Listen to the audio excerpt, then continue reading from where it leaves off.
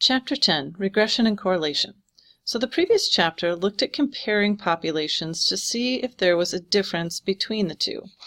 Okay, so that involved two random variables where the same measurement was taken from two different groups. Okay, so we had our 2-prop z-test, our 2-sample t-test, and our paired t-test in the last unit. Okay, so this chapter will look at two random variables, but in this case we will have just one group where we are looking at two different measurements taken on the same object. So in the last section in the paired studies, we had two measurements of the same variable taken on either same or paired objects. And we're going to see if there's a relationship between the two quantitative variables.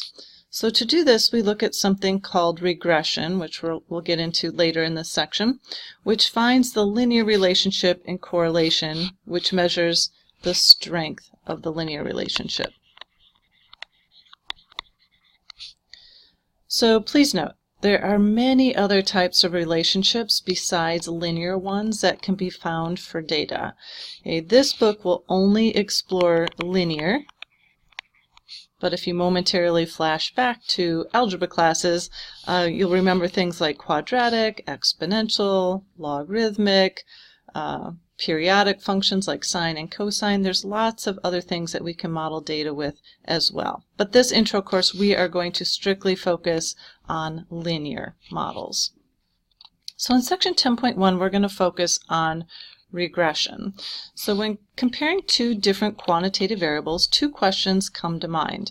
So one, is there a relationship between the two variables? And then the second one is, how strong is that relationship? So these two questions can be answered using regression. So that's going to help us find the relationship between the two variables. And then correlation,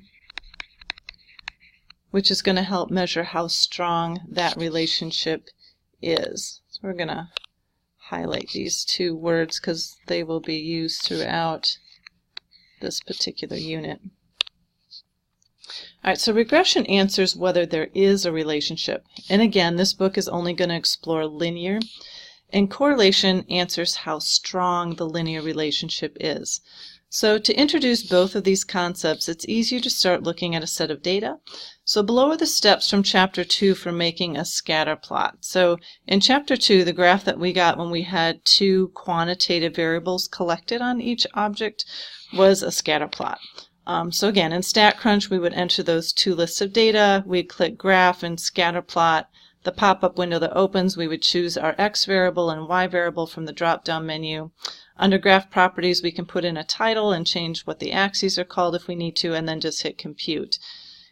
On the calculator, we would go into Stat1, and again, enter two lists of data. Again, being careful to keep the ordered pairs across from each other. Second function y equal to get into the stats plot menu, push 1 to get into select plot 1, and then you're just going to make your screen look like the one below, where again it's going to depend on where you put the lists. So again, this is just wherever you put lists of data.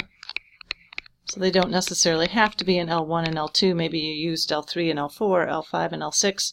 And then Zoom 9 is the zoom feature for stat graphs.